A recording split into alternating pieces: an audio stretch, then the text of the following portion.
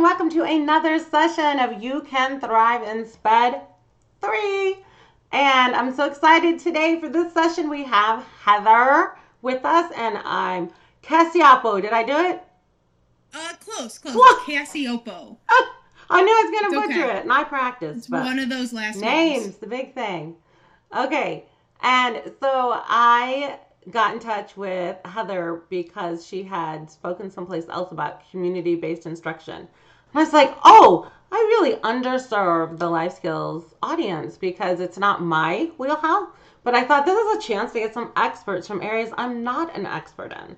So I was super happy to find Heather and connect with her, and excited to see what she shares about us for this idea. So welcome, Heather.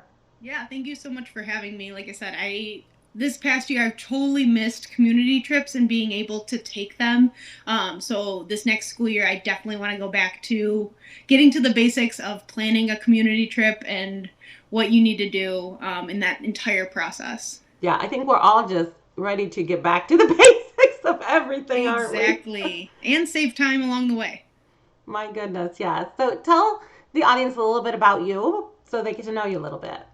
Yeah, I am a special education self contained life skills teacher in Illinois. I've been teaching in the self contained setting for 8 years. And life skills is my passion. It's absolutely what I love. And then I love working with teachers too and being able to do opportunities like this and develop relationships with other teachers. And I truly believe we are better together. And so that's why I just love doing conferences. That's great. I love that. We're better together, which is exactly why I planned this event. So it's wonderful. Yeah. And I'm just going to let you jump in and share all your juicy tidbits and knowledge with us.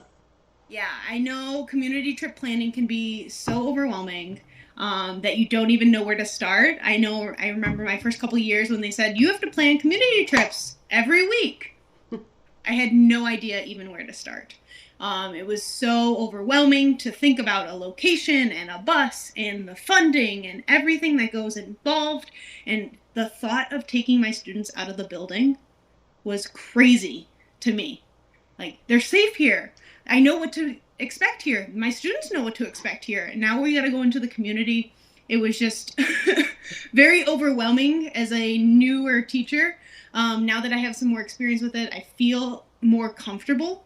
I wouldn't say it's always a breeze every time I go, but the more you do something, the more practice you get, the better you feel about it. So Yeah, Heather, and I think we all can agree with that when we have to get outside of our safe environment, that there's a lot of things out of our control, and so but we can't let fear stop us from doing it. It's no different than the general education field trips people take. There is a lot of out of control and a lot of discomfort in that too, but the oh, payoffs are definitely, huge, so it's worth it. definitely. So basically, what you need to do when you first hear that you have to plan these and think about them, you really have to take the time to figure out what time of day or time and the day that you need for these outings. So if on a Friday at 2 o'clock, it's probably not the best time to plan a community trip. You really need to look at your schedule, when your related services come in, an open time that's available, and you might already have it scheduled before you even get into the classroom. Somebody may say you have to go on Mondays at 10 a.m. But that's something to consider, is maybe there might be opportunities to move that time. Another thing you need to consider is the bus schedule. So how are you going to get that scheduled? Who do you have to talk to? Are you working directly with the bus company or the transportation company that you are working with? Or is there somebody you have to go through to get it all set up? So just something to consider. And then how are you going to pay for it, right? That's the big question. People want to know, are families sending in the money so that we can go to McDonald's once a month? Or is the school going to pay for it? Is there a grant available that you can apply for to get funding for these things? Because we don't want to spend money out of our pocket. We already know us teachers spend a ton of money out of our pockets. So we just want to make sure that we don't do that if we don't have to. And can you share how you handle that with the Yeah. money, Heather? So my school has a debit card that we do get school funding for, and has about $2,000 for 2 classrooms, so about $1,000 for the entire year. And then just throughout the year, we have to check on that and see where our money's at. Usually towards the end of the year, it's pretty tight. So we do a lot more outdoor events and free activities for my students.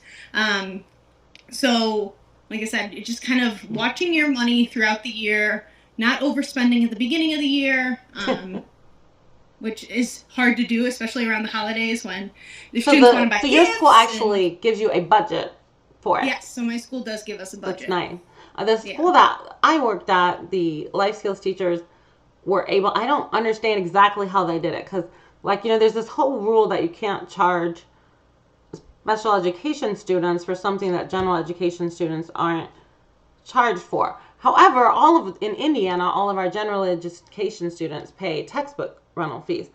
And we don't have textbook rental fees in the life skills classroom. And so somehow they worked with a lawyer and figured out how they could collect money. And so when they registered, the students actually every student had a certain amount in there to help pay for community trips. Then I think they had a budget line as well, but it really was a unique way for them to figure that out. Yeah. And I think ultimately with my school, they decided this is a part of our program. We can't ask parents to pay for something that's a part of their schooling. If it was something larger, like a field trip, and it was going to be all day long, there was multiple components involved, then yes, we may have asked a parent to send in some money or help support it a little bit. But typically, because it's part of our program, part of the school, that's where the money is coming from. So before you even begin, there's a couple questions you have to ask yourself, like, why are you taking a community trip? What is the importance of it? Why do you need this in your program? Or what are your students going to get out of taking this trip? Just some things to consider. Where do they go with their families? You're typically in the community that your students are living in. And so look around the area, around the school, even just in the district, if you're part of a district, and what's close by, what's a little bit further. You can even look up the students' houses and truly what's in walking distance from their houses, if something like that could be feasible. And then what are they interested in? If they really love Wendy's, go to Wendy's, right? Your students are going to buy into it a little bit more if you take the first couple trips and bring in their interests. This past year, pre-COVID, we went to the trampoline park, and my students loved it. I had parents approve it, and my administration approve it, and it was so much fun. I had no idea that any of my students would love that, but it was a good opportunity for them to just have fun. Yeah. And just be kids. And now maybe because you took that trip, they're more confident to go when they're invited with a friend or to a birthday party or whatever, and now they know what that place is like. Yeah, love that. I had a family that didn't even know that their child would like this, and now they go regularly. Right. That's awesome. Their favorite thing to do on the weekends now. So it also helps parents too. It's a little give and take. You're being able to set the student up for success and their growth and their comfortability in the community, but also helping the parents find new interests and new exciting things. So it's also kind of a cool experience. Yeah, super helpful. Yeah, definitely. So there's some goals that you might want to think about. So what do you want your students to learn about a location or just community trips in general, right? You think money management might be a super important part of your program. Do you want to get little debit cards for them or cash? Something maybe you can work through with your administration to figure out what makes sense for them. Are they going to carry around a wallet, a purse? Are they going to have an ID card for themselves in there? Are you just going to work on street safety and crossing the street? What is most important for your group of students? And it can be different for each student. So that's what goes into what independent skills are appropriate. I know I have some students that need somebody next to them the entire time. So that is where their independence level will be at. Just for safety, behavior, toileting, feeding, whatever it is, a staff would need to be next to that student. But maybe for another student, it's going to be to go order food in a line and wait and pay for the item and then bring it to the table, whatever it is. Food is an easy example. That's why I keep going back to food places. But I'll talk a little bit about different locations that you might want to consider. And I love how you shared, Heather, about how you can differentiate that within your trip. I think lots of time, because of the overwhelm that people feel about planning a trip like this, that it's just like our goal is to just get there and get through it and nobody gets hurt before we get back, which is a Exactly. great starting goal. Yeah, We in your want first that. couple trips, that's what Um, it's going to be. but I love how you Um, shared about how now that we know how a community trip works, then what else can we do? How can we help those kids grow in the way they need to grow? Exactly. So when I first started community trips, we had a Mariano's, a grocery store, in walking distance from the school. So that was the first trip I ever took with my students because I didn't want the barrier of the bus to get in the way and have my students think they were going home. So we would walk Oh, to the grocery store for our first couple community trips to get them used to going out at the same time every day. Or that day that it would yeah. be typically it was on a Tuesday. So at Tuesday at 12 o'clock we would go walk to Mariano's, do our grocery shopping, and we'd all carry our bags back. It was maybe a couple blocks. It wasn't far, but that was for me an easier way to get started and, like you said, get a handle on what is this going to look like? Yeah. How are they going to react? How am I going to react? It's Heather, another part of such it. a good point. I wouldn't even have thought about that. Like, trying to get them back in the building. Like, oh my Yeah. goodness, for those kids that are so routine focused, that would be huge to try to help Hmm. them understand. What a great point to bring up. Yeah, because in the middle of the day, you get on a bus. Well, they get on the bus to come to school, they get on the bus to go home, or maybe mom or dad picks Yeah, them up, drops them off. Um, you're now throwing this whole new component in their day, and they may not know where they're going or what right. you're doing with them. They might feel unsafe. They might be That really concerned. just You such a might see great behaviors. thing for us to know we need to think about all of that. I can imagine there's probably even kids who would get very upset because they didn't have their backpack or lunchbox with them Yeah. You now because they left think all they're my going home things. and they Yeah, you left all my things in my school. Like, yeah, I may have brought my jacket with me or, any safety equipment that needs to be on the bus. yeah. But what about my backpack and my lunch bag and everything else that goes into it? Yeah, just another great thing to think about. Yes. All right. Location, location, location. So I kind of talked about it a little bit. You want to consider places that are close to the school in the event of an emergency.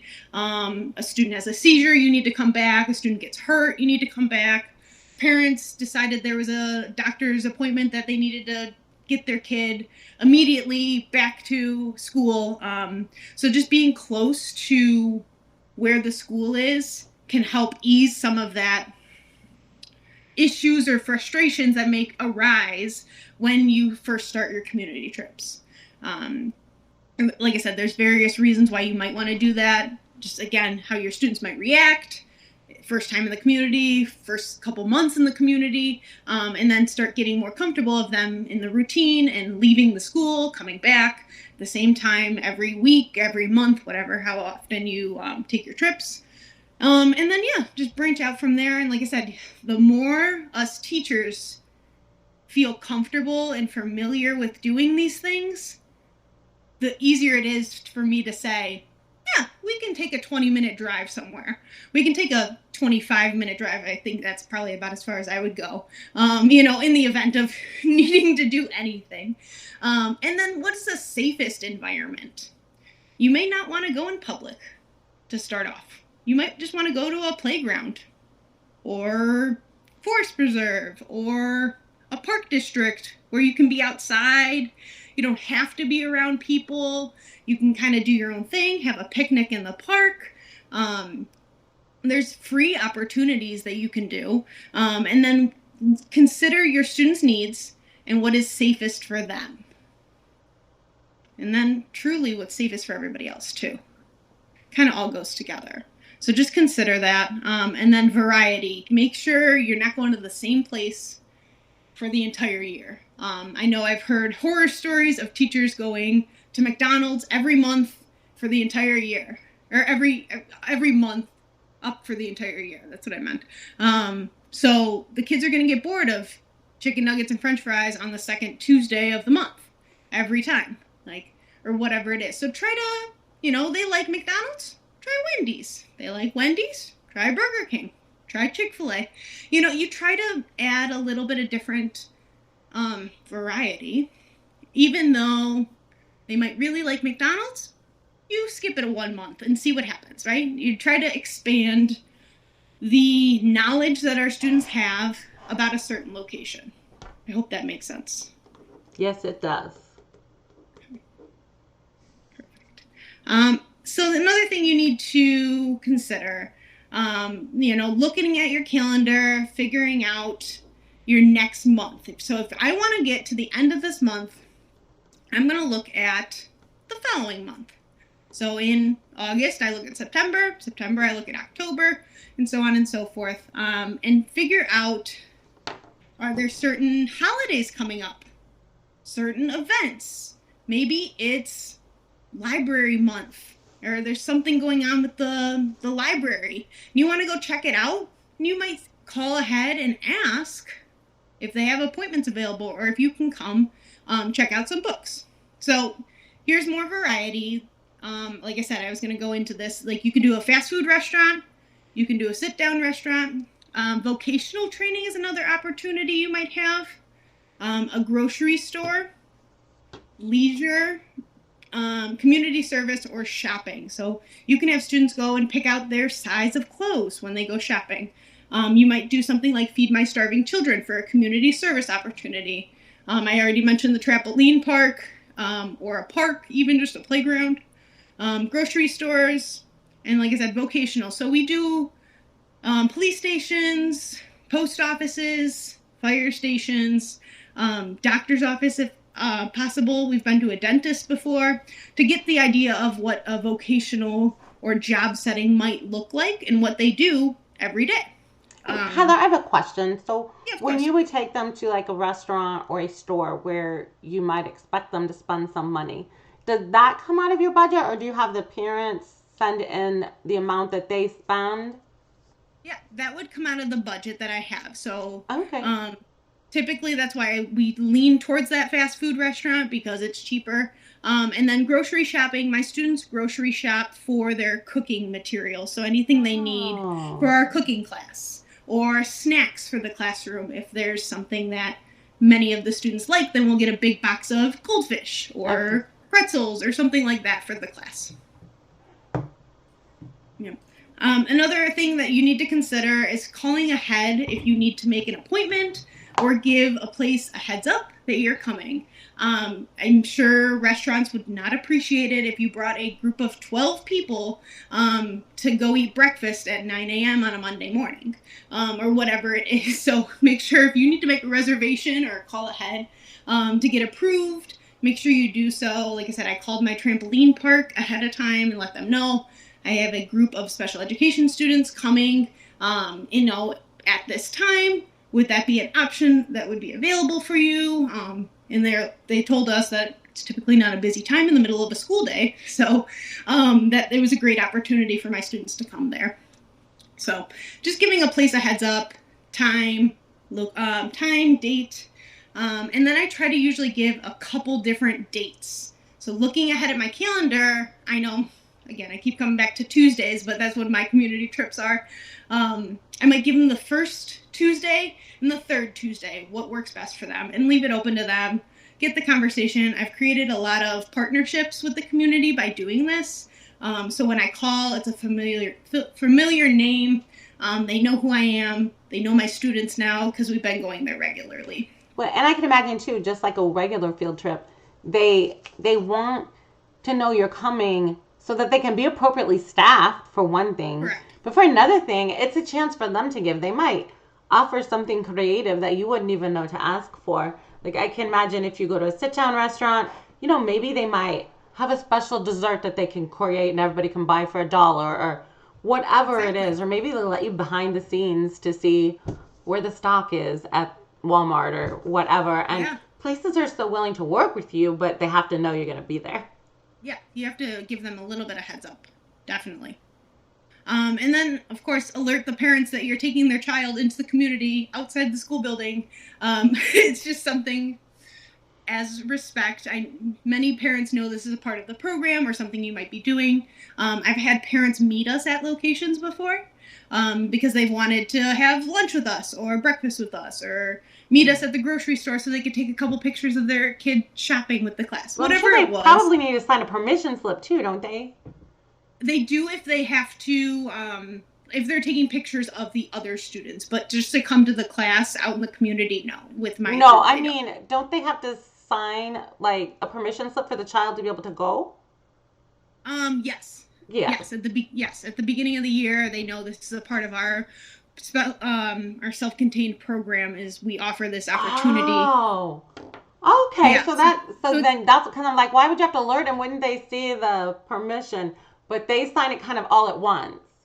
Yeah, so they sign it all at once. Like, we're going to be doing cooking and working on hygiene and grooming, self-care at the middle school. We talk about, puberty and things like that. So, yeah, just letting them know what time and day you're going, so that, like I said, if they're having to come to pick up for a doctor's appointment, they know you're in the community. Maybe I can meet you in the community, pick up the kid.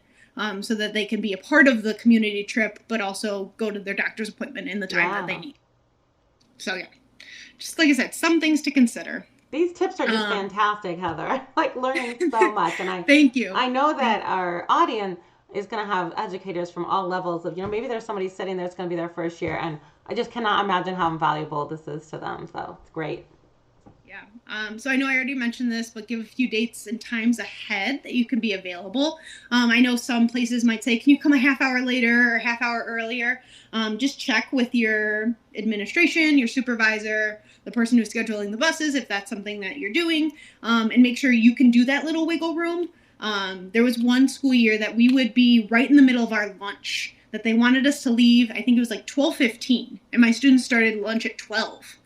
So it was 15 minutes for them to eat, but why would I want to eat and then go to McDonald's or eat and, they're eating twice. So I asked if we could move it up to 12 or 11:50 so we can get on the bus and get to a place by 12 o'clock to eat lunch if it was a restaurant week per se. So just, again, something to consider. And then if you are scheduling and making an appointment somewhere, make sure you follow up the day before or the morning of. Just remind them that you're coming, especially, like I said, if you have a group of 12.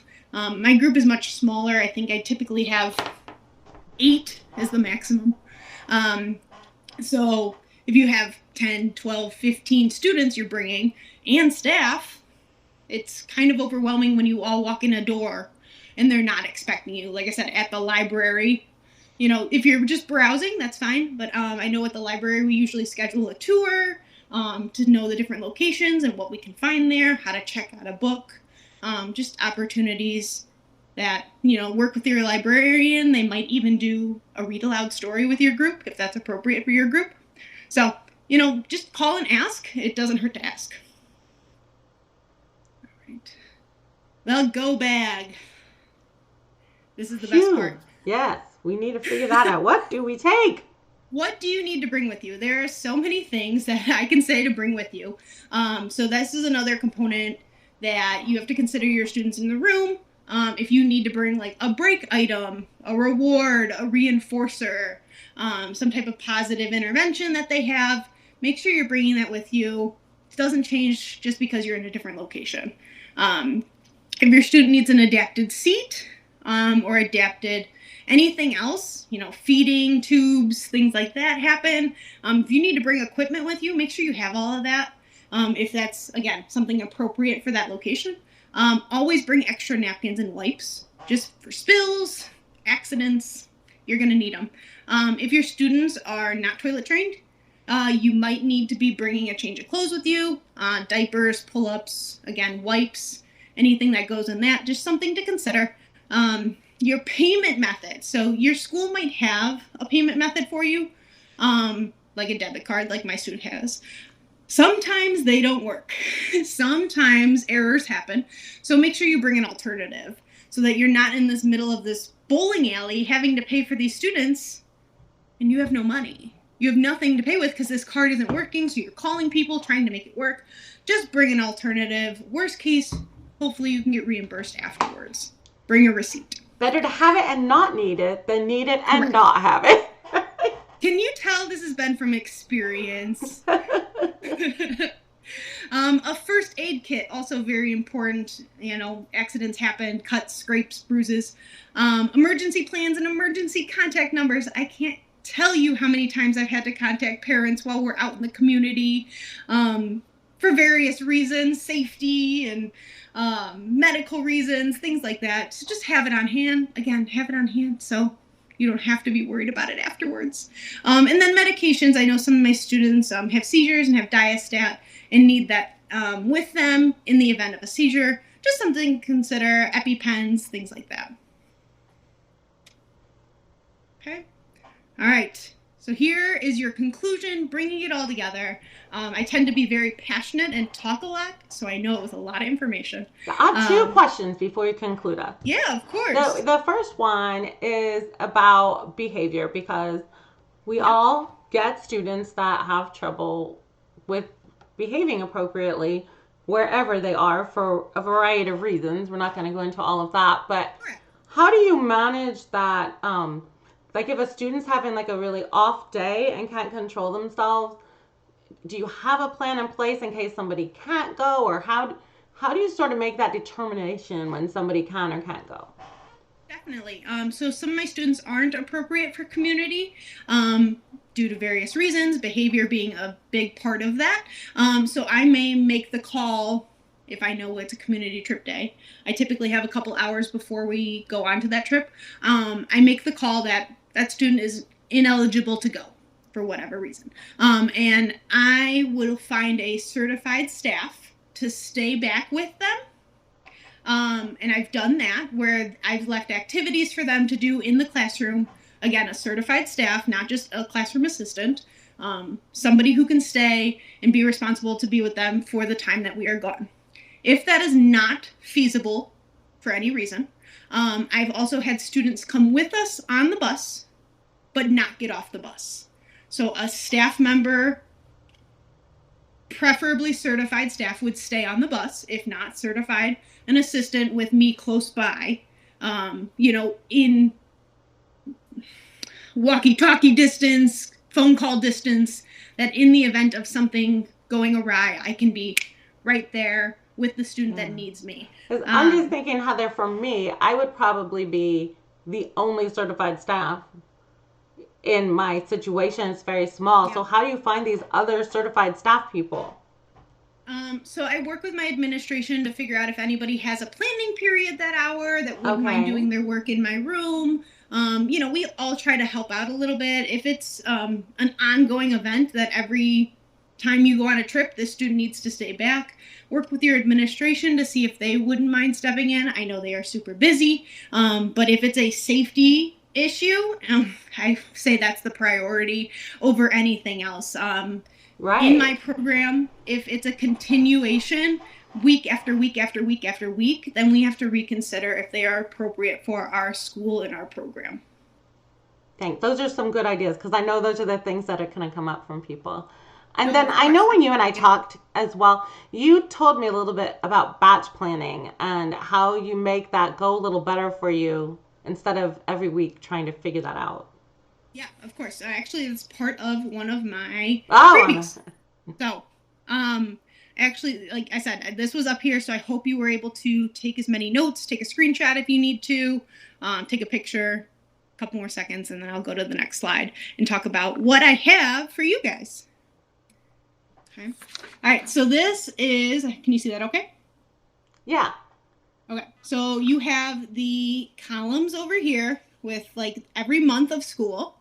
And then this is how I plan out. Week 1 would be a grocery store. Week 2 of that month would be a restaurant. Week 3 is a vocational setting. Then leisure. And if there's a 5th week, I might do a leisure or a fast food place. So Those are a way that I can see it all in a grid um, ahead of time. And I usually plan, like I said, month by month. So in August, I Yeah. look at September. And I might go October. I might do a couple months. Um, but at least I have a clear idea of what's for that month. And then, like I said, I might do McDonald's, Burger King, Wendy's, Starbucks, Dunkin' Donuts, something like that.